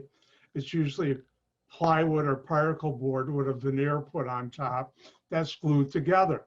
And if the glue was made in China, it can give off formaldehyde. Now, after Bush second term ended and Obama became president, Becky asked me, because of my credentials, to write a letter both to President Obama, which I did, and also the head of the EPA, requesting that they've changed the laws for formaldehyde. Earlier than this, California, which has always been a leader in environmental things, set up their own rules for formaldehyde levels in wood. That's called the CARB laws, which is the California Air and Resource Board law. So I know this stuff because I helped, and asked those to be made national. They have. However, about a couple of years ago, 60 Minutes went to China and found a company that was selling to, lumber liquidators, that they were faking the results on the CARB laws. And they were shipping into the United States wood for floors. And I get the word out to both faculties here. I wanted to tell you that so you're aware of that because that's important. I'll never ask that on a test, but it's something to know about. All right, now that's formaldehyde, common name for this structure. You should know that a structure, if I ask draw formaldehyde, you can draw it this way. Now, the other thing I want to talk about is acetone. And acetone is the simplest ketone. And the simplest ketone, you can draw this way. I will also draw this way. And this way is rare, but you could draw it this way.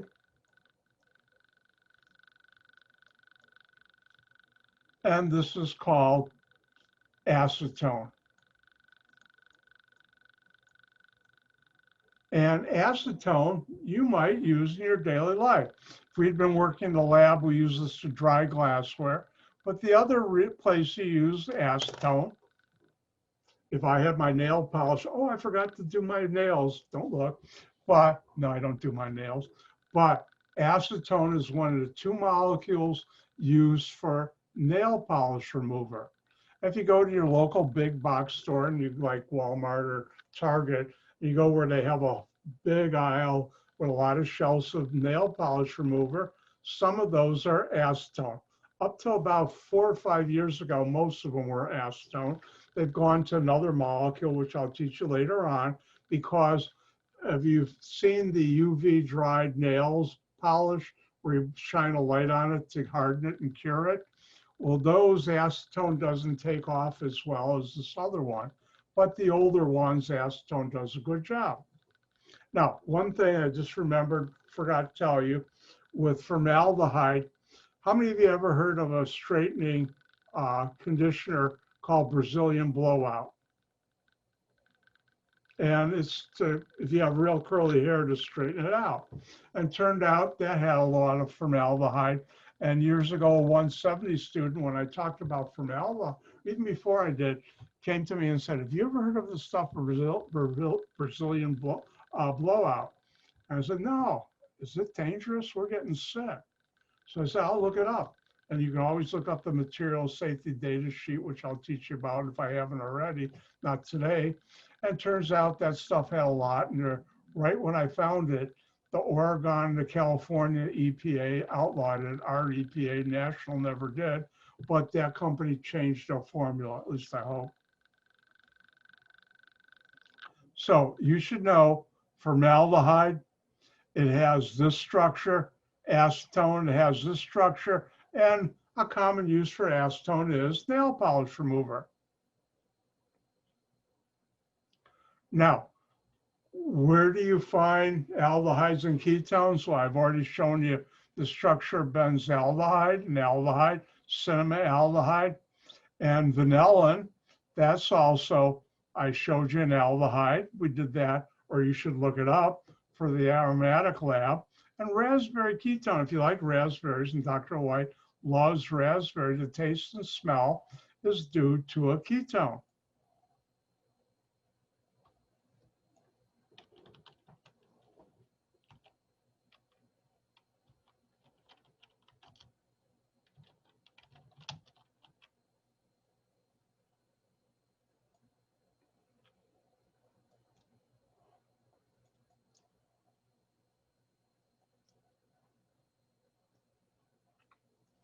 This won't be on a test, but if you look on your screen now, you'll see this is a ketone, carbonyl. Every end of the line and is a methyl or carbon. These are carbons, benzene ring hydroxyl group. And this ketone, which actually has 3 functional groups in it, ketone, aromatic ring, alcohol, is responsible for the taste and smell of raspberries. Now, how that does that, I have no idea. I'm an organic chemist, but I like my raspberries. And this is responsible for that. It's amazing what Mother Nature does.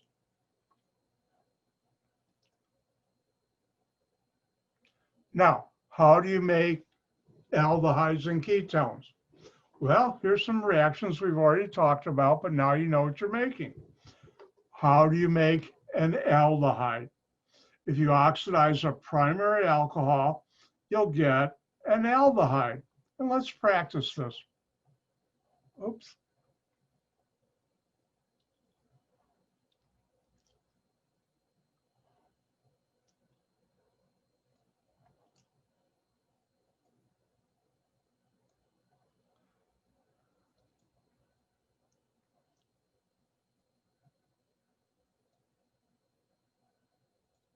Now you should see. And therefore, since we've already done this,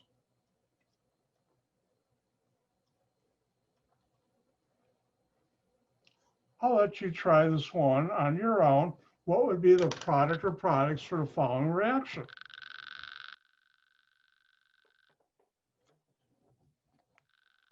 An O in a bracket means oxidizing agent, which can be potassium permanganate, sodium dichloride, or manganese dioxide, which I won't ask you on a test.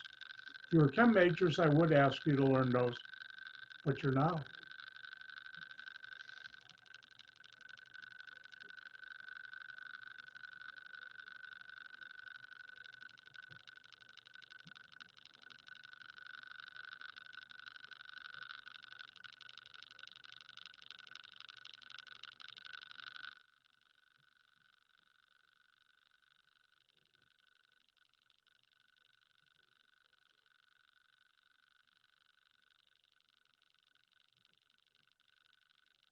All right, everybody done? All right, let's do this. What do I have that's different? Look at the molecule. Ooh, carbon with a hydroxyl group. It's an alcohol, but not only is it an alcohol because we're oxidizing it, it's good to know it's a primary alcohol. When you oxidize it, you lose the hydrogen there, form a carbon-oxygen double bond, and now you know this is an aldehyde.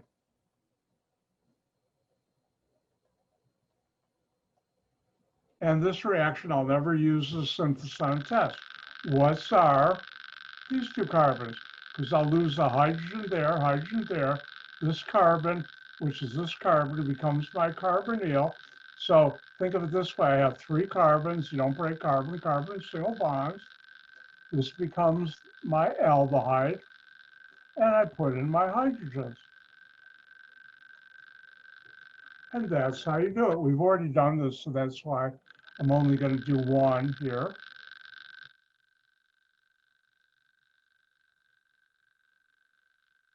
Now, we already talked about this, but I'll do it again.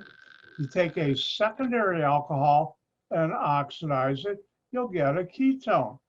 So secondary alcohol oxidized will get a ketone. So let's look at an example. I'll do one, then I'll let you try one.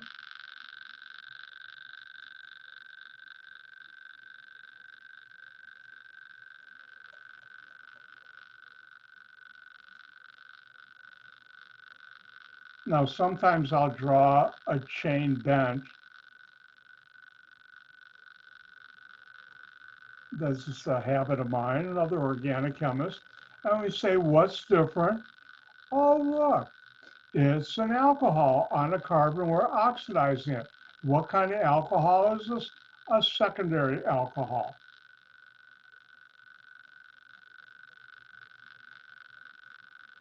You oxidize it, lose this hydrogen, form a carbon-oxygen double bond. What's attached to it, and it doesn't matter where you put the R prime, is attached to it. I can call this R or R prime.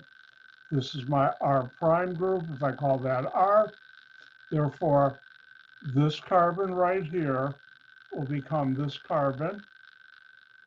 So I have carbon double bond to oxygen. R is methyl. R prime is ethyl.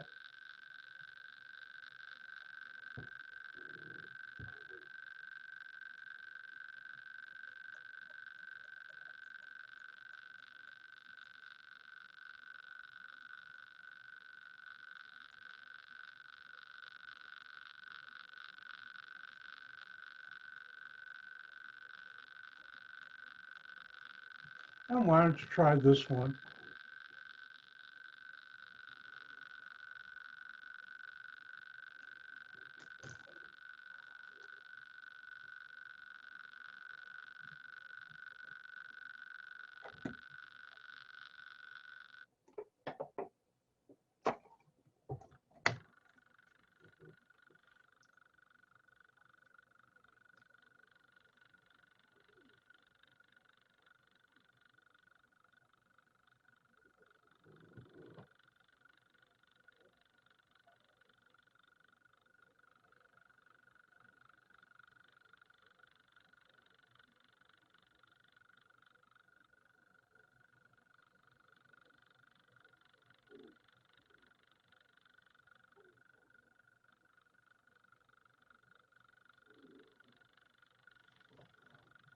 All right, everybody's done. Let's do it. What's different? Look for what's not carbon, what's not hydrogen, oxygen with a hydrogen. It's a hydroxy group on a carbon. I'm oxidizing it. So what kind of alcohol? It's a secondary alcohol.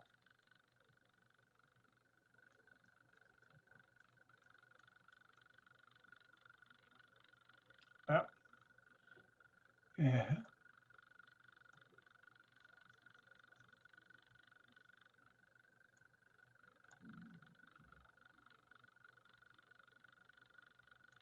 And when you oxidize the secondary alcohol, you get a ketone. And notice R and R prime are both ethyl. The carbon with the hydroxy group becomes the carbonyl carbon, carbon double bond to oxygen, which is that. I can do that. What's attached to it? Two ethyl groups. I know there are 4 bonds to carbon. And I get this ketone. Oh, let's do one more. These are fun.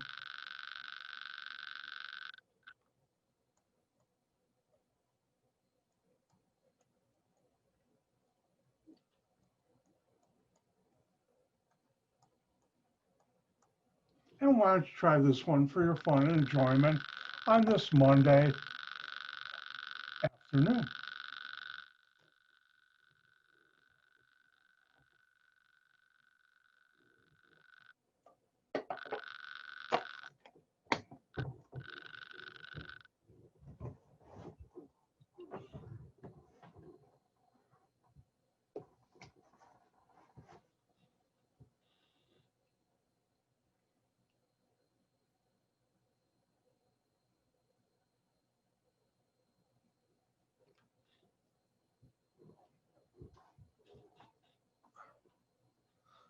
I didn't have time to show you today, but Wednesday, I think I'll have a time at the beginning.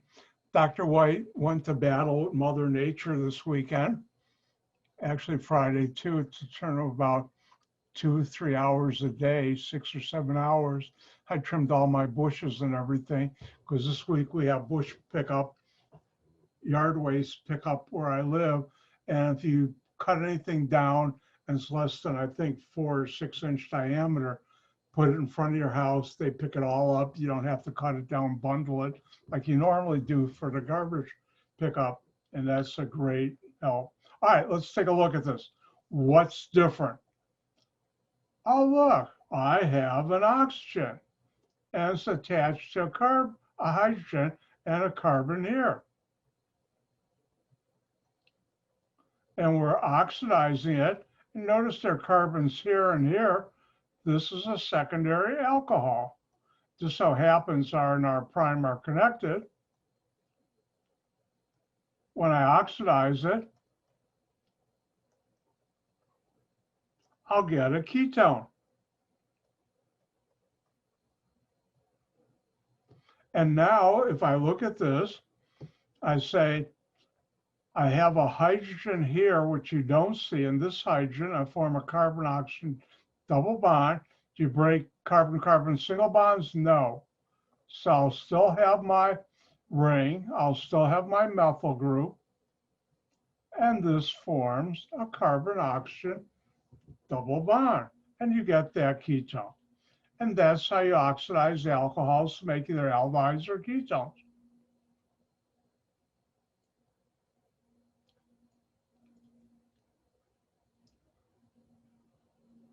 Now, there's a very special reaction I'd like to teach you, and this is called Friedel-Crafts acylation. This won't be on a test, what organic chemists call carbonyl to an R group and acyl group.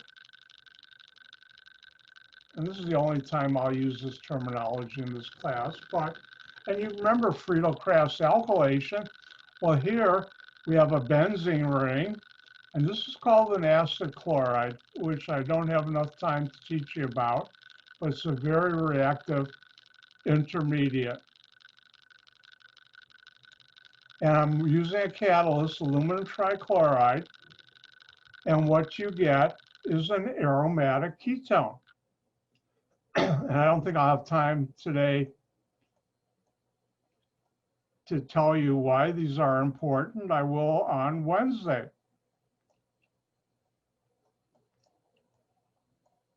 An aromatic ketone, one of the R groups is a benzene ring or aromatic. And I have time for one example, and because I went over the second hour, I'll let you out a little earlier today.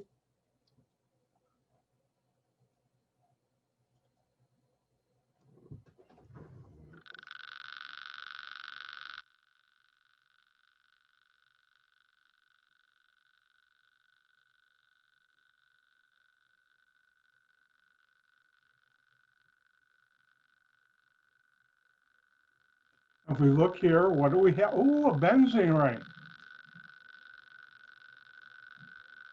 Now this has, excuse me, a carbonyl, carbon double bond with a chlorine and carbons on it. This is called an acid chloride. And I wish I had more time when we get into the place where I teach you about this to teach you about acid chlorides. They're quite exciting. I've worked with them. But I can't, except for this reaction. And this is one of those special reactions where you make a carbon-carbon single bond between this carbonyl carbon and the benzene ring.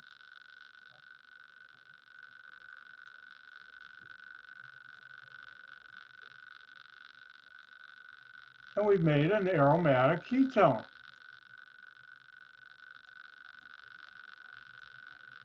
Now, if we look up here, what's our methyl? And therefore, I have my benzene ring, as you see below. It doesn't matter which carbon I put it on, my carbonyl, and what's R, in this case, methyl, and I've made that benzene ring. And I made that aromatic ketone with a benzene ring on it. And that's how you do that. This is Friedel-Crafts acylation. Same people did the alkylation, which you learned. And if I look at the clock, considering I went 5 minutes late on one break, it's time for me to say bye. Bye. Gain gesund, be healthy, and I'll see you on Wednesday. Don't forget to do the alcohols problem set. I'll go over that. Don't forget to hand in your lab on Wednesday that you did last Wednesday we talked about. With that, bye. And if you have any questions, feel free to come to my office hour tonight or Wednesday night. Or as Germans say, auf Wiedersehen.